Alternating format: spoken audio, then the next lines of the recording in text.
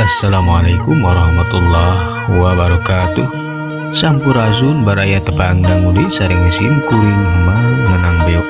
Ayu urang meraskeun hanca dongeng anu ketunalina dinten kamari teh nembe nu dikadinya mitranya atuh urang sami-sami Bandungan. Kumaha terasna ieu jajaran carita siluman walad siluman begu wilujeng ngadangukeun. Prung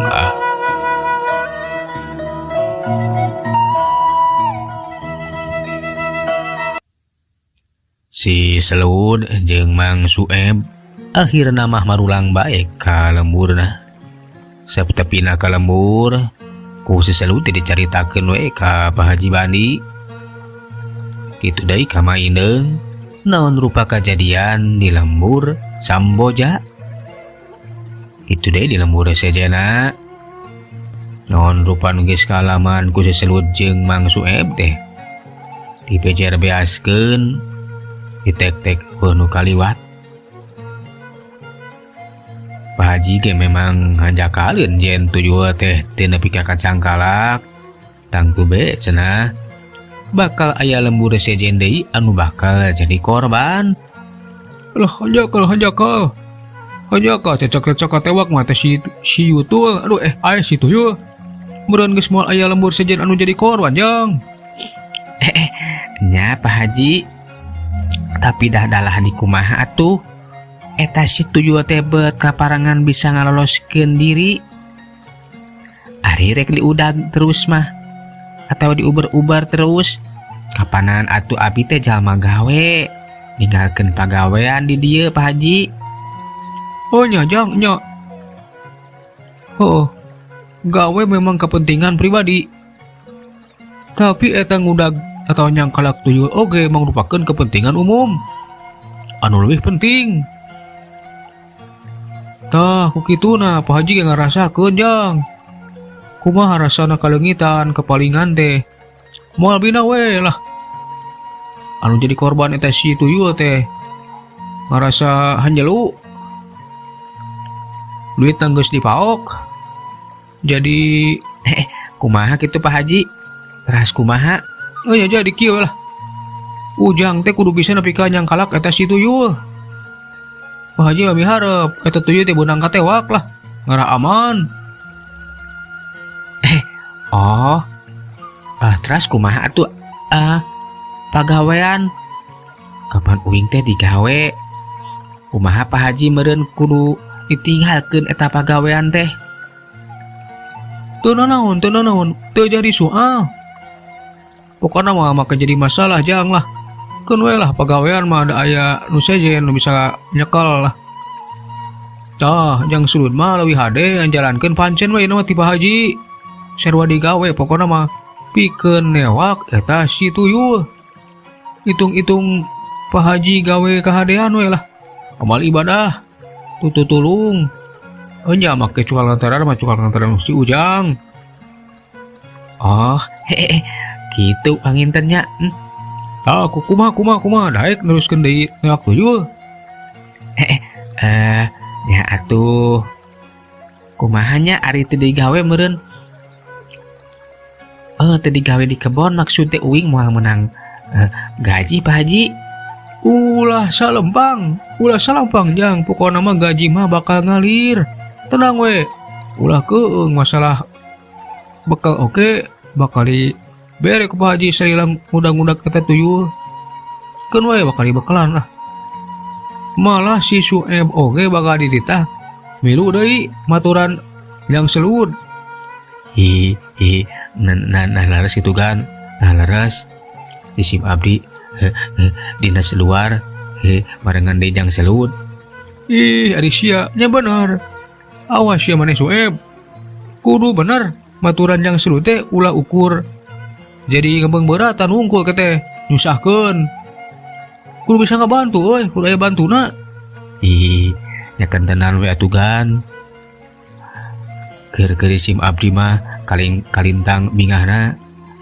Nu pasti satrika pola ngabantu oge satia nyarengan. Nya alus euy, kades ya omat sing bener maneh teh. Muhun kan, muhun. Tapi punten nah gante bet miwarang jang selut neruskeun di newak eta tuyul nyata ngarengsekeun masalah di lembur batur. Kapanan urusan Pak Haji oge di dieu nyalira urusan usaha kebet kedah ditinggalkeun ku jang selut. Kangtos nawe jang selut teh pasti bakal ngantunkeun pada malan kapan eta teh sanes ngarugikeun ka Pak Haji. Ih, moal rugi nya ari cek hitungan dunya mah kitu.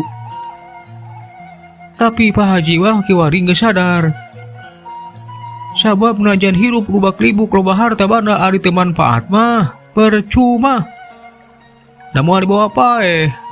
Jadi di dieu Pak Haji mah moal rek hitung-hitungan untung rugi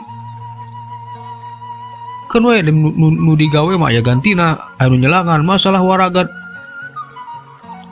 kitu de aya lah pokona mah teh salah na we lamun nyieun kahadean najan ka lembur sejen milu mantuan karena masalah warga lembur anu aya di lembur sejen tah kitu.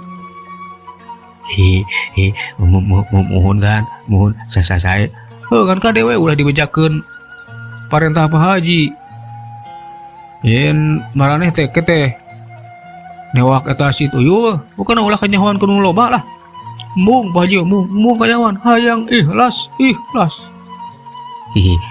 mohon sae main sae kan asik bakal ides luar di jang akang teh bakal marangan di ujang dinaneangan eta si yutul si tuyul sing dugi ka beunang waji yaho kudu nepi ka beunang pokona ulah maka balik lamun eta si tuyul teh can nepi ka beunang ka yen lembur nepi ka aman ya gitu asik nyamang aduh Pak Haji gaduh emutan sapertos gitu mah sae atuh abdi ge sapamandegan yen sagalage kapan kudu manfaat keur kahadean boh ragana boh hartana oge ku elmuna sabab sagalage ukur dharma titipan tangtu we uing ge bakal ngalaksanakeun sakumaha saur ti Pak Haji bakal indit teh neangan eta si tuyul dina raraga ngarengsekeun pasualan di lembur sejen. Oh nya jang alus tah kitu pokona mah geus we mah rareuhkeun jang heula saheulanan mah bebeja deui ka si emak kitu tah rek indit iraha wae mah kumaha ujang we teu langkung pokona mah itu keputusanana teh sabadareng si ngobrol si selud terus bae mulang ka imahna. Ayeuna mah giliran bebeja we ka indungna jeung deui kadatanganna teh matak bunga keur maindeung mah puguh we asa kalengitan ditinggalkeun meunang sabaraha poe jiwari aya mulang ka imah. Nya syukur we ujang maneh teh geus balik geuning kalawan salamet cikan kumaha lakona mamah yang apa. Nah benar aya tuyuh di lembur Samboja teh. Terus nah beunang kacangkalak henteu. Alah mak, maneh marak pakitu nanya teh si emak mah. Hiji-hiji atuh mak, tapikeun ku uing uang caritakeun. Atuh gedak-dak bae dicaritakeun ku si Selut ti mimiti manehna lunta ninggalkeun lembur pikeun muru ka lembur Samboja. Salila ninggalkeun lembur aya di lembur Samboja maneh dicaritakeun oge. Ngubar-ngubar tuyul tapi teteh lah cenah eueuh buru kabur nya pas mulang manehna teh kaparengan nyimpang di sisi lembur Ciromen. Nya tidinya pisan menang beja yen di lembur Ciromen gangguan tuyul atau nepi ka di puntangan tulung kurang lembur bikin mantuan nawak eta tuyul nya berkah cenah bener tuyul teh aya olahan mah nepikeun ka arek kacanggala ngan edas eta tuyul teh bisa ngaloloskeun diri tah kitu mah lakon uing teh kata si tuyul teh bisa kabur mak bisa ngaloloskeun diri tapi kan ke uing eta lembur teh geus di parancahan supaya eta tuyul teh bisa diasup deui ka lembur. Anya ujang ari kitu mah ngan hanya kawe teu kacangkalak meureun tang tu eta tuyul teh bakal ngaganggu ka lembur-lembur anu sejenna. Bet ku aya jadi we jelema teh nya hayang beunghar ku cara nguku tuyul sagala rupa. Nya mah kangaranan jelema mah aya bae anu ngaharalkeun sagala cara anu teu inget kana poe akhir mak. Sabab sagala we kapan aya balitunganana aya pertanggungjawabanana. Anya ujang kadewe urang masak sanajan hirup susah gitu ulah arek narohkeun keyakinan kanu kararitu narohkeun nyawa kanu teu pararuguh kitu da akhir teh bakal entak nyilakakeun ujang. Langgeng engke teh nya mak kan ieu teh uing teh meunang pancen ti Pak Haji. Pancen naon kitu ujang? Ih ari emak kapan ku eta hal anya teu katewakna si tuyul tah Pak Haji oge kalahka nita uing teh neruskeun di neangan eta si tuyul mak pikeun nguber-nguber nepi ka beunang. Aya kitu ku tante nya atuh kumaha meureun pagawean teh tangtu ditinggalkeun ujang. Teu nanaon cenah emak ayeuna mah digawena neangan tuyul. Jawab Pak Haji teh rek nyieun kahadean we cenah ka urang lembur sejen hitung-hitung ibadah we meureun mak. Oh jadi kitunya. Tapi kumaha ujang teh daek ka itu deui neangan tuyul. Nya daek atuh mak. Kapan uing ge boga kewajiban ngamalkeun ilmu dina jalan kahadean. Jadinya jeung deui uing teh masih penasaran saha si tuyul teh bisa ngaloloskeun diri lamun beunang mah atawa kapangih deui rek dicangkalak di we mak. Jadi ujang teh rek neruskeun deui neangan si tuyulnya. Nyari mah ngaduakeun we mudah-mudahan ujang teh salamet. Maneh teh ngalaman hal nu matak cilaka kan tetep we inung mah melang ujang. Kade sing hati-hati jeung waspada. Ulah ujub ria jeung tak kabur sok pedah boga kemampuan atawa boga kakuatan. Tetep sagala oge aya nu ngarasakeun. Mana kitu ge meureun matak nepikeun ka lolos oge da kudu kitu na we eta tuyul teh teu beunang. Tapi sugan we atuh. Nah hiji waktu mah eta tuyul teh bakal bisa kacangkalak ku maneh. Da kapanan ari sagala oge aya perkara kajahatan mah. Tangtu we akhirna mah bakal cilaka ujang. Cilaka ku pamolahna sorangan. Bener mak. Jeung deui uing teh geus dibejaan ku si Aruman ayeuna mah. Lamun heuk panggih deui jeung si tuyul teh. Tah engke mah sugan we bener kacangkalak tah moal bisa ngaloloskeun di diri. Nya syukur we ari kitu mah ujang. Ari nya Aruman geus mere cara atawa wewengan mah. Nan tetep maneh oge kudu boga kayakinan ka diri sorangan. Yakin ka Gusti Nu Maha Suci. Ulah rek umandel ka bangsa lelemat lelembut taun teh. Henteu mak nya uing oge sadar ukur cuang lantaran we wungkul tetep ari dina seuseuhanna mah jeung hate uing mah tetep sagala ge aya nu ngarsakeun mak. Syukur tah kitu alus ujang. Atuh ari geus kitu mah si Selud jeung Mak Indeung teh uplek ngobrol we ngaler ngidul ngobrolkeun pangalaman si Selud sarila aya di lembur sejen. Keun ayeuna mah urang tunda ngeunaan si Selud. Ayeuna mah urang caritakeun deui ngeunaan Mang Emus jeung di eta tuyul. Satu tasna manehna nyaho yen di lembur Ciromed deh. Aya jalma nu bisa nyangkalak si tuyul, aya jalma nu boga kamampuan pikeun ngusir eta tuyul. Puguh we Mang Emus teh nangtukeun sikepna manehna leuwih ati-ati jeung waspada wah sembarangan asup deui ka eta lembur itu di bebeja we kanu jadi pamajikan anta bioya naon rupa kejadian nu geus kajaa ka alaman di lembur Ciromed. Tah kitu euy ibuna kuhan teu usaha teh aya halangan kiwari mah. Ya halangan kumaha gitu bapakna. Kapan eta di hasil ari duit mah? Ih hasil mah hasil. Tapi ampir-ampiran we si tuyul teh beunang kacang kalak. Jelema nu bisaan lewat eta si tuyul. Kapan tiheula mah tong boroning dukun sakti paraji sakti kitu. Ajan jelema anu wah kemampuan hebat oke wah nu mampu pokona mah. Tapi ayeuna jadi aya nu bisaeun dah kitu aneh bogoh ge. Ih, ai kitu mah teu kudu urang teh kudu hati-hati bapakna.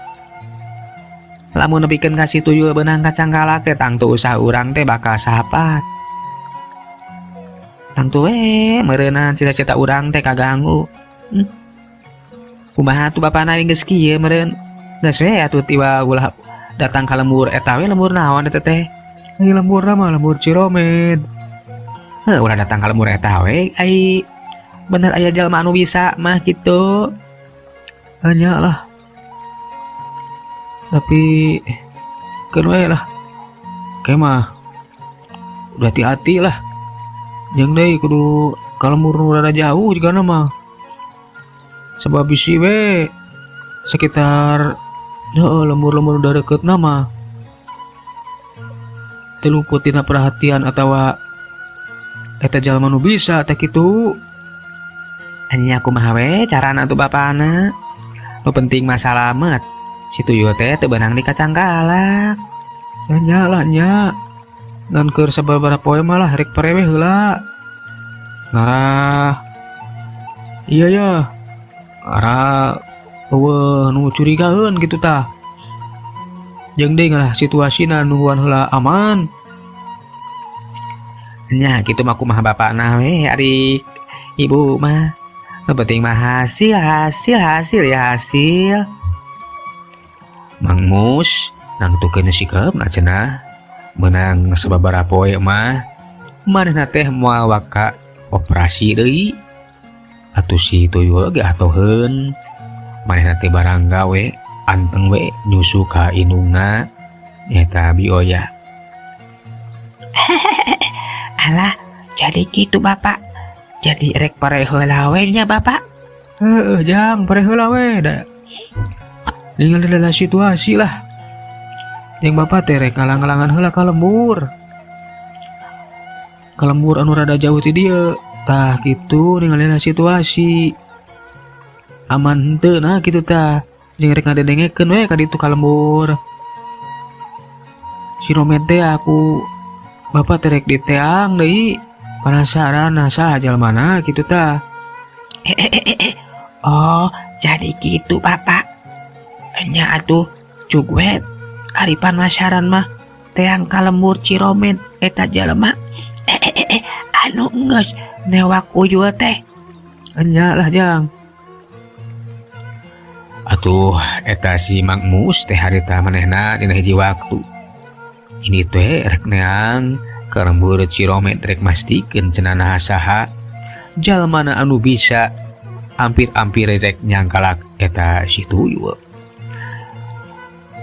Ini ka lembur Ciromed teh nyurigakeun sama kapanan seperti biasa Mang Mus teh kawas anu rek dagang bae. Lumampah kebat ka lembur Ciromed. Barang tepi ka hiji warung. Mang Mus teh manehna pura-pura we cicing di hiji wae eta warung ngadon ngopi bari rek nanyakeun naon rupa kajadian di eta lembur Ciromed. Itu ya warung euy. Hanya aing kudu ka ditu tuh. Keun we lah urang ajak ngobrol nu boga warung tangtu apaleun meureun situasi kaayaan di lembur.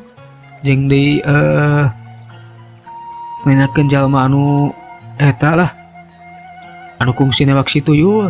Cek Mang Mus koloyong atuh nyampurkeun ka eta warung. Barang tepi ka eta warung, nu boga warung teh ribut gancang ngabageakeun. Aeh deh. Sok Ujang ngecalik di dinya tah. Kumaha rek ngarasakeun ngadamal kopi atanapi tuang. Bi, nih. Kuring mah eta we lah. Yeunkeun kopi pokona mah hiji we lah. Naon Ujang? Bade ngandamel naon? Jadi dia mah teu aya lotek gitu. Mah teu ngadamel lotek. Ih, ari emak ngadamel kopi mah kopi. Ih, ari Ujang aya ku keukeuh, mamah teu ngadamel lotek Ujang. Tuh lotek mah di itu tuh di biuni ka itu. Di dia mah ukur kopi we jeung sangu jeung rencangna kitu tah Ujang. Ai si emak teh kurang denge jeung nama. Mak. Yeunkeun kopi hiji, Mak. Kopi. Tah. Nya lotek mah henteu Ujang puguh oge ukur we ari geus ngarti mah. Puguh di dieu mah ukur kopi. Jadi Ujang teh ka dieu teh lain rek mesen naon atuh? Kopi. Nya Mak, kopi. Ih, ari si Ujang nya di dieu mah kopi jang aya ulah sieun. Dari dia mah aya bae kopi mah malahan mah ngeuci panas teh geus sadia Ujang. Sok jieunkeun Mak hiji kopi lah. Katuh burukeun ya. Ujang puguh ge mah teh sorangan we di dieu teh. Ih, saha nu nanya ari emak? Saha nu nanya saha nu nanya. Perkara emak sorangan di dieu. Kuring mah yang kopi mah jieunkeun kopi hiji. Nya atunya kela dagoannya. Emak teh rek nyieun kopi puguh ge Ujang. Ari Ujang rek kopi mah. Ngoloyong atuh eta si emak teh ngoloyong. Manehna teh kaprak geus kitu mah nyokot kopi dina gelas diasongkeun ka Mang Mus. Tah ye Ujang ci kopi mah. Jadi dia mau ukur nu kieu we ci kopi jeung sangu jeung deungeunna kitu tah. Nya nuhun. Ih, ari si Ujang ku keukeuh. Mah teh lotek mah kitu tah, geus lotek deui. Ari si Ujang batu kuhaan teu kitu. Saha nu hayang lotek ari si emak? Mak. Nyaho ieu sabaraha, Mak? Naon Ujang? Tah, ieu sabaraha ieu duit lembar ya. Leuh mani gede nya Ujang jang emak eta teh. Ya, jang emak tuh. Kop tah mere ya. Ai nuhun Ujang ari dibere duit mama teh. Ari mere duit mah nuhun Ujang teh kawas jelema beunghar nya. Ih, ari si emak. Nya kuring teh jalma beunghar mah puguh ge tukang dagang kuring ge pan ka dieu teh rek ngaron dagang mah lah. Ditamri mah atuh ieu duit teh Ujang. Saha teh ya Ujang teh? Ngaran kuring Mang Mus mah, Mang Mus. Oh, Mang Mus nya. Ujang di lembur mana Ujang teh? Lembur kuring mah lembur Samboja mah lah. Coba kari ngaron dagang we ngidar mah lah. Kumaha aman di dieu teh di lembur? Ih, Ujang di dieu mah aman ayeuna mah. Kamari mah loba nu kaleungitan duit malah mah ge kungsi eta ge kaleungitan duit. Tapi nah diinget-inget deui kitu. Tapi asa teu boga gitu dae duit mah da receh gitu. Teu daekeun eta si tuyul teh maokan receh mah. Jadi aya tuyul mah kalau murid teh. Ih, Ujang. Mani ngagalak saksa ti si tuyul teh tah si kasebelahan teh loba nu wujud kaleunghitan duit puguh oge. An untung be kiwari mah geus aman da. Aya nu haat nulungan ka lembur ieu nya eta urang lembur siapa kanu ngaran si Selud tah kitu. Eta jelema teh anu nulungan ka lembur ieu. Oh, ya nuhun we atuh ari jelema nu geus bisa ngusir. Si Tuyul mah nah beunang katewak tujuanna mah. Ih, ujang henteu puguh ge teu katewak. Kan kaburu-kabur cenah mah tapi disaprak aya kajadian eta. Oh, deui kabejakeun nu kalengitan duit ujang. Oh, gitunya lah. Urang lembur sejen eta si Selud teh nya. Hanya anu ngadon we haat nulungan tapi kiwari mah geus balik dewe ka lembur nah ujang. Oh, gitunya gitu lah nya. Tuh geus kitu mah Mang Emus ge jadi nyaho yen teh tela anu geus bebela ka eta lembur. Si Rome teh tanya dianti si Selud. Oh, jadi ngaranna teh si Selud bener. Bener cek si Tuyul aduh. Hebat oge teh jelema tapi jelain orang dieu geus eueuh sia. Baiklah ari geus eueuh mah. Jadi mangsa mah datang deui ka dieu aing. Dipaokan deui lah. Keun lah. Da lain orang dia ieu nu ngadon eta mah. Cek eta Mang Emus.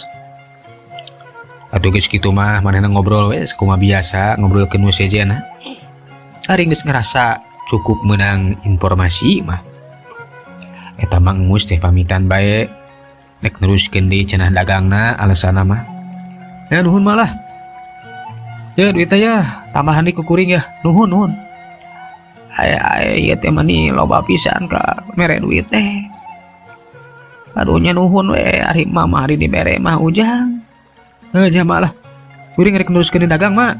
Doakeun sing payunya sing payu. Juk ujang. Didoakeun ku emak sing payu. Aduh. Nuhun pisan ye. Koloyong bae Mang Emus. Kebat we lumampah. Manehna teh rek ngajuk-juk ka lembur nah balik we cenah. Barang tepi ka imah bejadi we ka bioya. Nginaan kayaan di lembur Ciromet. Alah tah itu ibuna lah. Bener teteh anu geus jangka laksi Tuyul teh ngaranna teh si Selud. Urang lembur mana cenah? Campaka ti lembur mana teh si Selud teh. Ngan kiwari geus balik deui ka lemburna, nu ngadon we wungkul lah. Nyari kitu mah gede da moal jigana mah nu ngadon eta mah nu lembur jauh. Jadi aman jigana mah lamun neruskeun di operasi teh. Nyari kitu naman mah. Teu naon arek neruskeun deui oge ngan kadewe sing hati-hati babana. Oh, moal pokona mah ibuna lah da pan geus purung geus sidik. Eta si Selud teh geus balik ninggalkeun lembur Ciromet mah tenang kitu tah. Kumaha Bapak? Nya Jang. Bapak teh di lembur Ciromet mastikeun. Kan eta we bener. Aya jalma nu ngaran si Selud anu geus haat nulungan ka eta lembur. Kenyang kalak maneh. Tapi kiwari mah geus balik deui ka lemburna.